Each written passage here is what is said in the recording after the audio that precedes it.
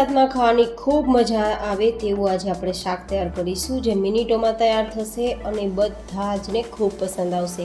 એકદમ ઢાબા સ્ટાઇલ તૈયાર થશે, ડુંગળીના ઉપયોગ વગર તૈયાર થશે અને બેની જગ્યાએ 4 રોટલી ખવાઈ જશે તેટલું ટેસ્ટફુલ તૈયાર થશે અને ઘરની સામગ્રીઓથી બનશે, જેથી બિના કોઈ ઝંઝટ તમે એની ટાઈમ ઘરમાં કોઈ શાક ના હોય ત્યારે પણ બનાવી શકો. તો ચલો રેસીપી શરૂ કરીએ. તો જેમના માટે સૌથી પહેલાં એક મિક્સર જાર લેશું અને જેમાં સૌથી મેઇન ઇન્ગ્રેડિયન્ટ્સ તેવું લસણ લેશું. જે લોકો લસણ ન ખાતા હોય તે લોકો માટે આ શાક બિલકુલ નથી, કારણ કે આ શાકમાં જો લસણની ઉપયોગમાં લ્યો તો આ શાક મજા નહીં આવે. તો હવે આપણે લગભગ 1/4 કપ જેટલી લસણની કળીને પેસ્ટ બનાવી લેશું. આ રીતે પેસ્ટ બનાવ્યા બાદ તેને આપણે એક એક્સ્ટ્રા વાસણમાં લઈ લેશું.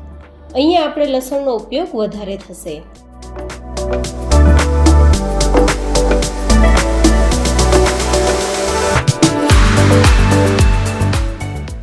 તે જ મિક્સર જારમાં આપણે 2 નંગ જેટલા ટમેટાના ટુકડા ઉમેરી તેની ગ્રેવી તૈયાર કરી લેશું. તમારે ડુંગળીનો ઉપયોગ કરવો હોય તો આ રીતે તમે ટમેટાની સાથે ડુંગળીના પણ ટુકડા ઉમેરી ગ્રેવી તૈયાર કરી શકો છો. પણ જો કે આજે આપણે ડુંગળીના ઉપયોગ વગર વેરાયટી તૈયાર કરીએ છીએ, તો મેં માત્ર ટમેટાની ગ્રેવી તૈયાર કરી છે.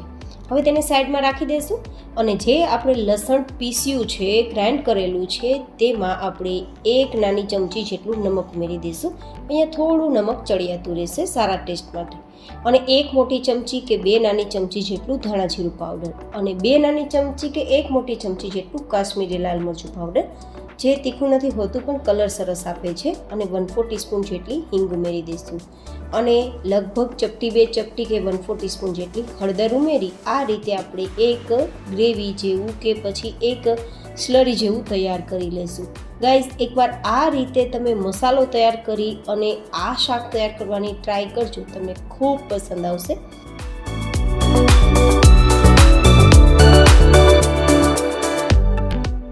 તો આ આપણી સ્લરીને સાઈડમાં રાખી દઈશું. હવે આપણે શાક તૈયાર કરવા માટે એક કડાઈમાં 2 થી 3 ચમચી જેટલું તેલ ગરમ કરીશું. અહીંયા તેલ થોડું વધારે રહેશે, તમે થોડું ઓછું તેલ પણ ઉપયોગમાં લઈ શકો છો, પણ આજે આપણે કાજુ ફ્રાય કરવાના છીએ તો થોડું તેલ વધારે જોશે.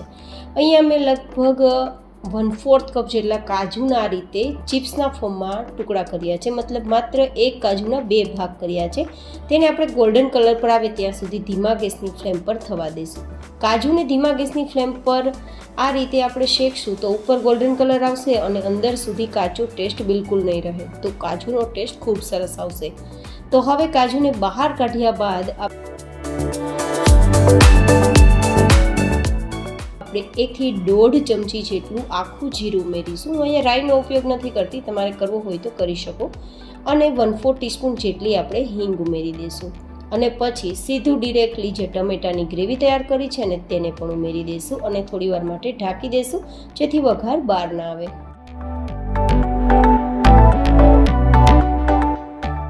હવે આપણે જે સ્લરી તૈયાર કરી છે ને લસણની ચટણી અને બીજા મસાલાવાળી, તે પણ ઉમેરી દઈશું. અહીંયા મેં આદુ, મરચું, ડુંગળી કશું ઉમેર્યું નથી.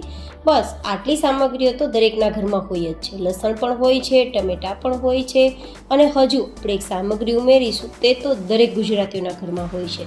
તો બિના ઝંઝટ ઘરમાં ક્યારેય કોઈ શાક ના હોય ત્યારે શું બનાવવું તે પ્રશ્ન તો સોલ્વ થશે જ, પણ જે ખાશે તે આંગળા ચાટતા રહી જશે અને બેની જગ્યાએ 4 રોટલી ખવાઈ જશે. તો આ રીતે હવે બધું મિક્સ કર્યા બાદ ગેસની ફ્લેમ ધીમી કરી ઢાંકીને આપણી આ ગ્રેવી ઉપર તેલ દેખવા લાગે ત્યાં સુધી કૂક કરશું.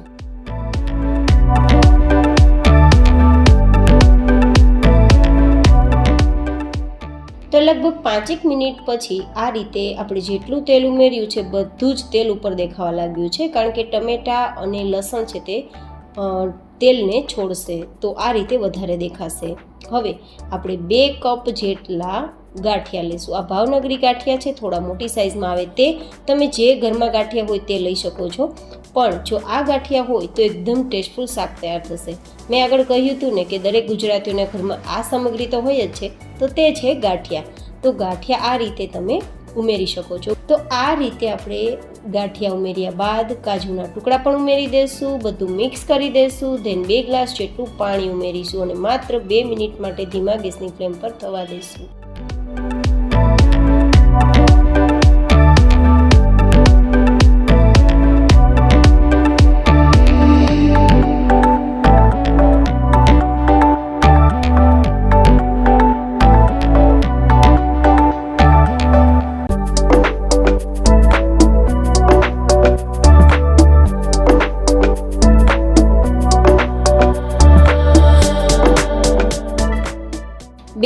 પછી તમે જોઈ શકો છો કે આપણા ગાંઠિયા પહેલાં કરતાં વધારે ફૂલી ગયા છે. વધારે સમય નથી પકાવવાનો, નહીં તો ગાંઠિયા મેશ થવા લાગશે.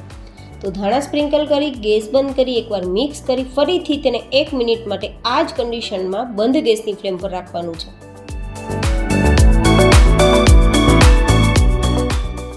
1 મિનિટ પછી તમે જોશો ને તો આ રીતે આપણું શાક એકદમ સરસ તૈયાર થઈ ગયું હશે. ગેસની ફ્લેમ બંધ કર્યા બાદ 1 મિનિટ આ રીતે છોડી દેવાનું, તો આટલું સરસ ટેસ્ટફુલ આપણું શાક તૈયાર થશે.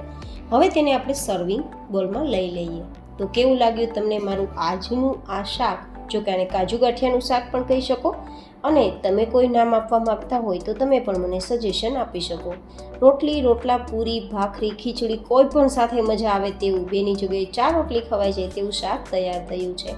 ફરી મળીશું એક નવી જ હેલ્ધી રેસિપી સાથે. ત્યાં સુધી stay healthy and stay happy.